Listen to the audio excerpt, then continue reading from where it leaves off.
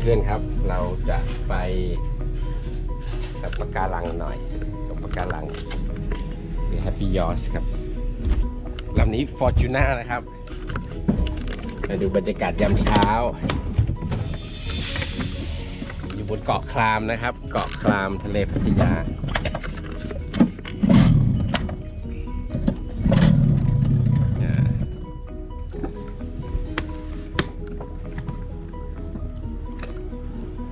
เราจะนั่งเรือยางเนี่ยออกไปทางนู้นหน่อย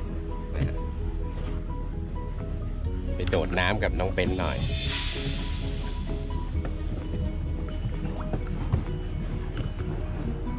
นี่เป็นจุดที่อยู่ห่างจากพัทยาประมาณชั่วโมงห่างจากโอเชียนมารีนาครับชั่วโมง10 นาทีตอนนี้ประมาณ7 โมงเช้าครับ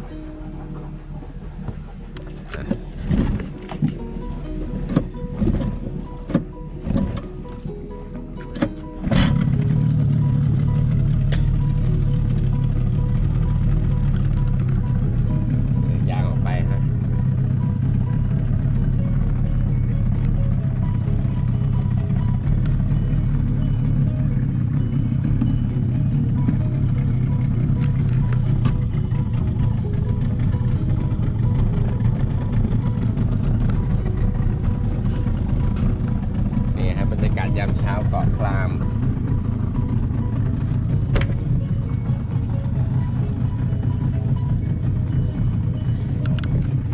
อาจจะถือให้พี่หน่อย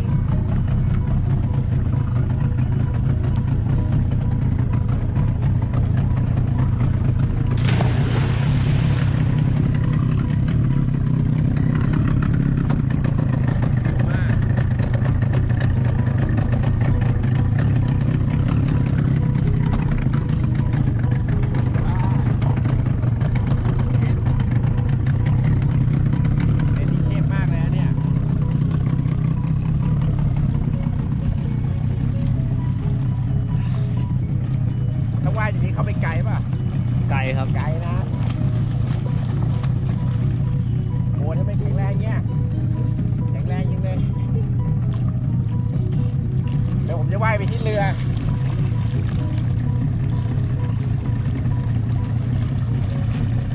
เดี๋ยวผมจะว่ายเดี๋ยวไปเจอที่เรือนะโอเคครับ